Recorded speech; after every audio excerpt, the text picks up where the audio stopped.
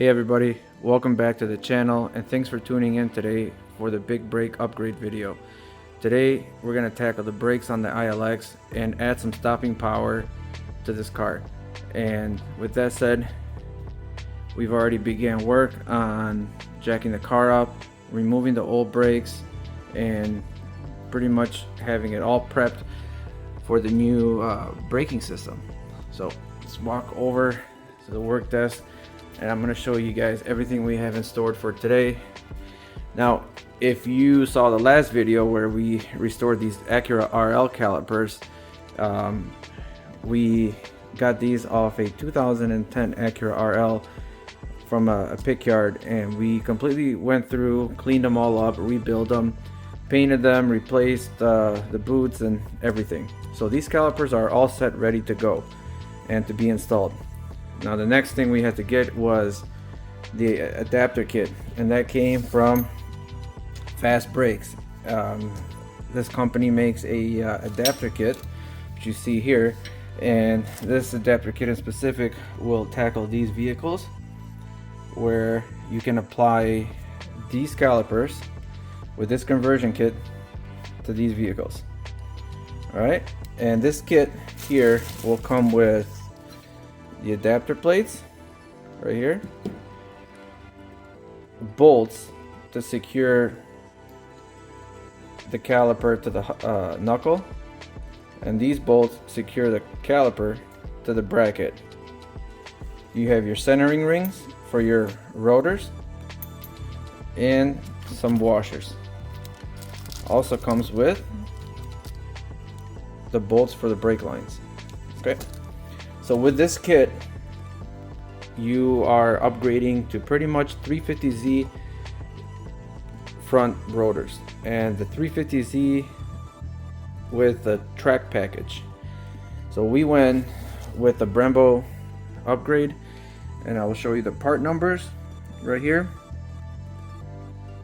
So this rotor for the track package is the 324 millimeter rotor.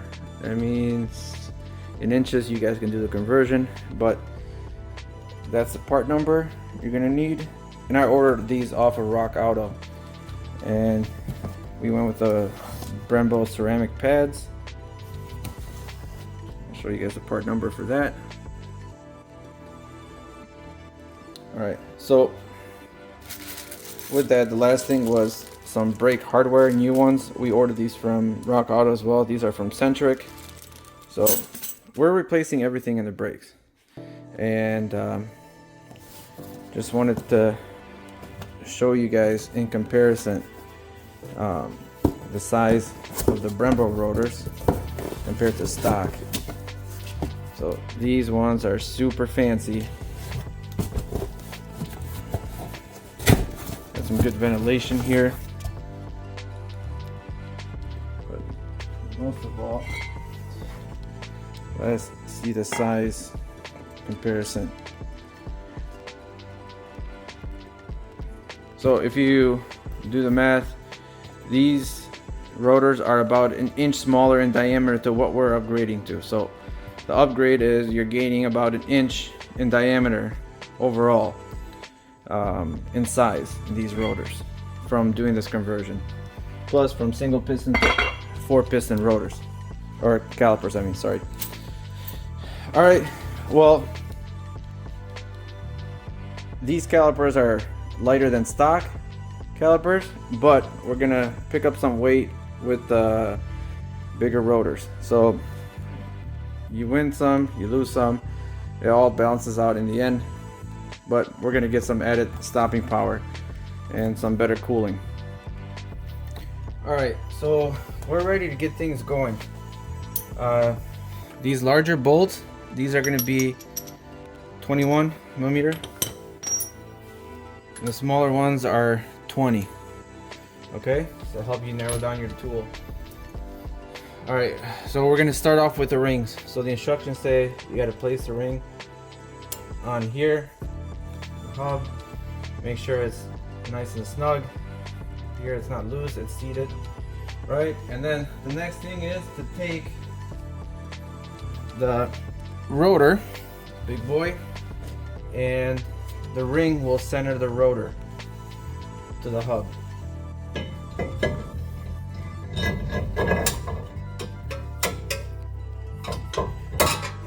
And just like that, everything is on here. So one thing you're gonna lose is that the screw here to hold the rotor in place, you cannot use it with this setup. So what you have to do is you have to grab a lug nut and use the lug nut to hold this this rotor in place while you continue working. So we're gonna grab a lug nut and do just that. And we're noticing, let's put this on here, and notice as I spin it, it's rubbing against the heat shield. So what we're gonna do is we're just gonna pry the heat shield back just a little bit, right? To create some space. We're gonna bend this back until we notice there's no friction.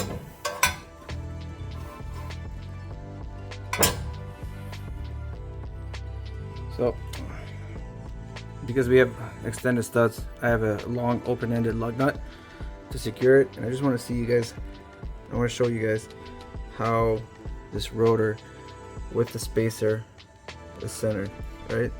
That's what you want to have. So now the rotor is nice and secure in here, it's not flopping around. We can continue to do the rest of the work. Okay, so next thing is installing the bracket. As you see, you're gonna wonder the orientation of this thing. So you see these holes are not centered, right? So they're slightly off to the left. Well, that's how you know where to place this. You install it. Let me see if I can do it to show you guys. All right. It's gonna go like this, not the other way around. You want the hole closer to the knuckle right here, just like that. All right, guys, don't get these flip-flop. So again, not like this, like this. All right, and you're gonna torque. You're gonna torque these down to 40 foot-pounds. So get a torque wrench, make sure these are secure. You can use some Loctite as well, but 40 foot-pounds, get it all secured, and then on to the next step. All right, I'm gonna go ahead and do that and then show you guys the finished. Okay, we're gonna take it back a step because I missed this part in the instruction manual.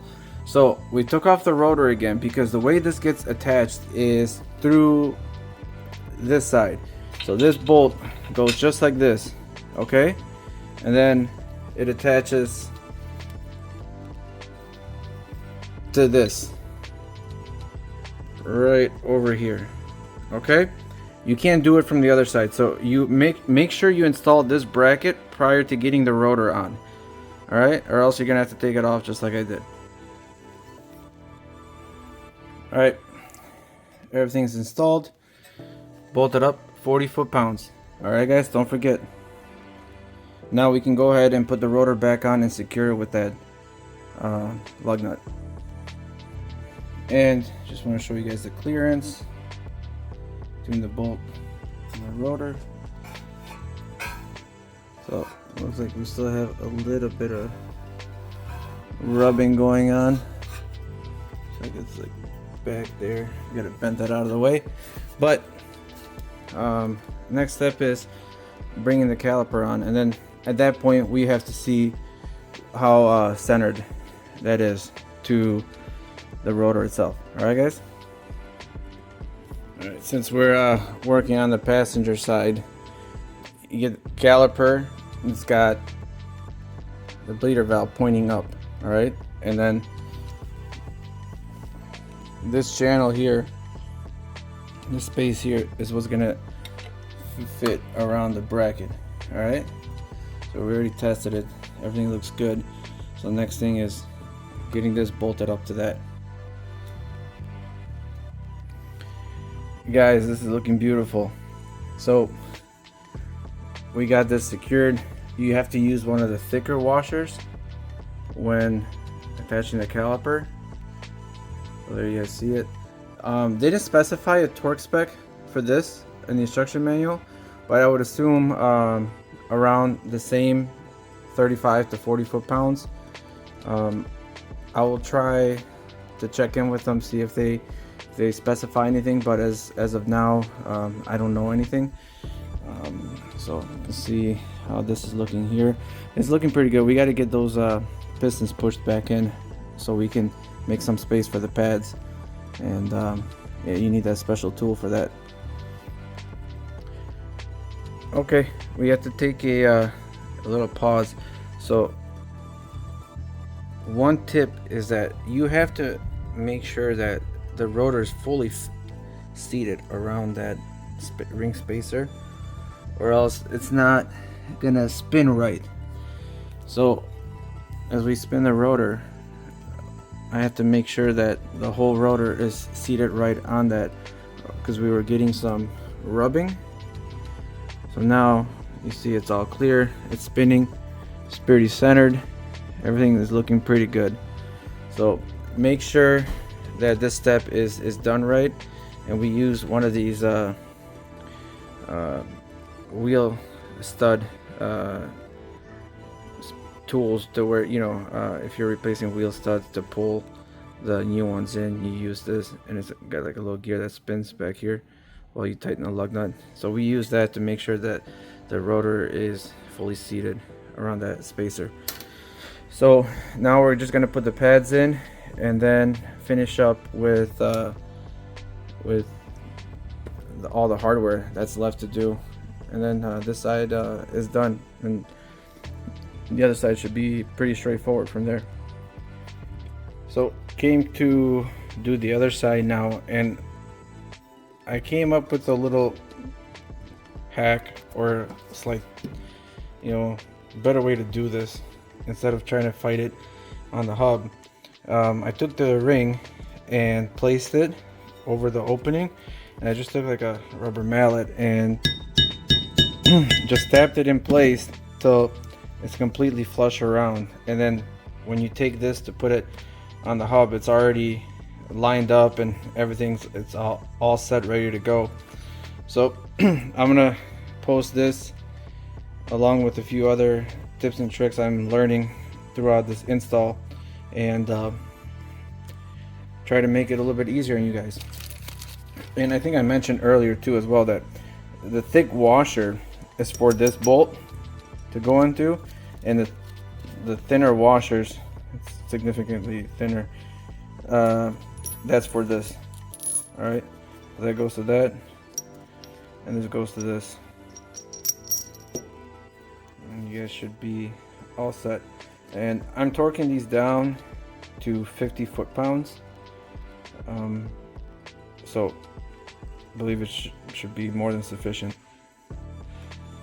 Alright guys, so we finished the passenger side. Now we're moving on to the driver's side, and honestly that took quite a bit of time, and now I decided to hire some help to get this other side done for me, because that took so long. And I heard this mechanic works super fast. He can get done to the snap of the fingers.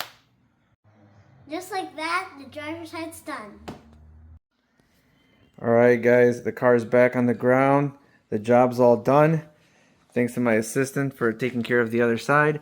And I just want to show you guys the finished product. Here's the wheel with the, you know, the clearance. You can see we're doing pretty good. All the way around the caliper, everything is pretty standing pretty good. So now you guys see the whole process. You saw the video, if you haven't, where I took the calipers, refinished them, and, you know, did a full job refurbishing these calipers. And now you saw the installation process on the car, and then you see it with the wheel, and then this is pretty much a wrap. Stay tuned for more videos, guys, and please consider subscribing. And those who are subscribed, thank you for all the support. Hope you guys enjoyed that video. Stay tuned for more content, and see you on the next one.